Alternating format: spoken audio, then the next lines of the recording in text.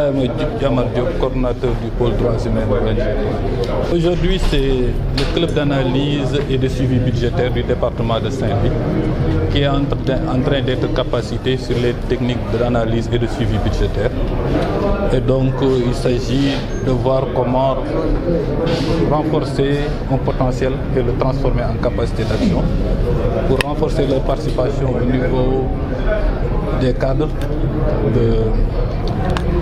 d'élaboration des politiques publiques au niveau local et au niveau central, mais aussi les permettre d'être à niveau de faire l'analyse du budget et des collectivités territoriales, mais au niveau du budget central. C'est donc des sessions que nous allons continuer à disséminer un peu partout dans toutes les localités du Sénégal où existent ces clubs d'analyse et de suivi budgétaire.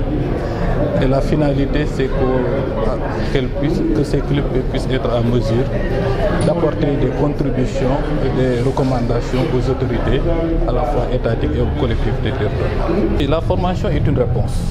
C'est une réponse par rapport à la participation qui est très faible.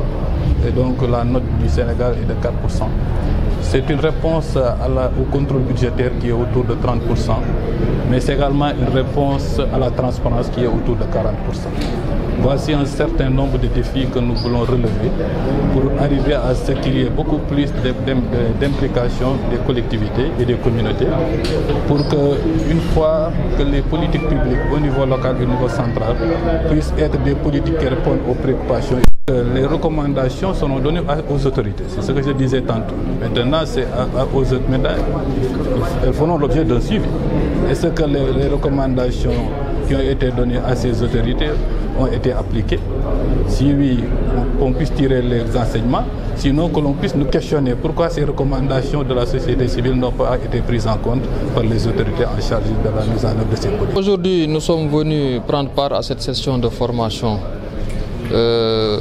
des organisations de la société civile sur l'analyse et le suivi budgétaire.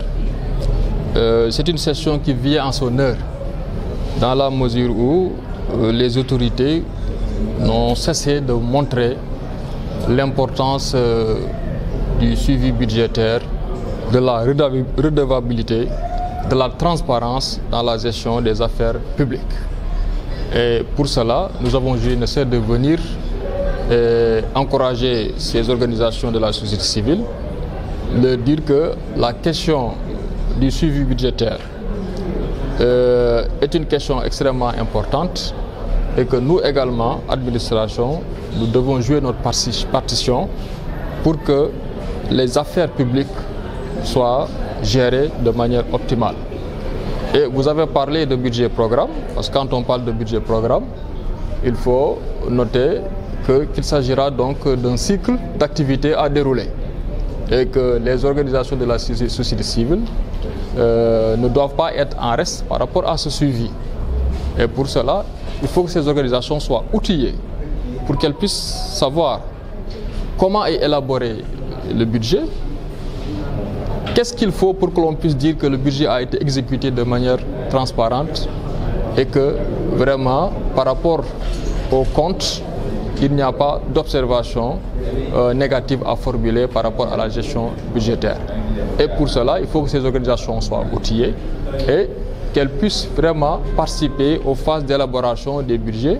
Nous sommes ici à Saint-Louis, donc nous avons des collectivités territoriales, nous avons les communes qui sont là, nous avons le conseil départemental et il est marquant de constater qu'à l'occasion des sessions d'élaboration des budgets, on ne voit pratiquement pas les organisations de la société civile ou bien elles sont sous-représentées.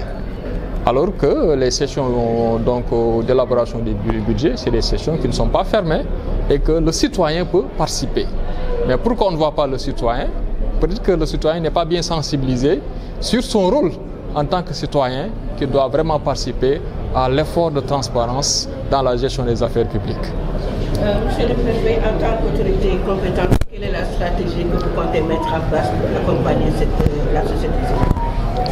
Ce qu'il faut noter, c'est que c'est d'abord la société civile qui doit prendre conscience de la nécessité pour elle de s'investir dans la gestion des affaires publiques, notamment dans la gestion des finances publiques. Et si elle prend conscience de s'investir, nous sommes disposés à accompagner cette société civile-là.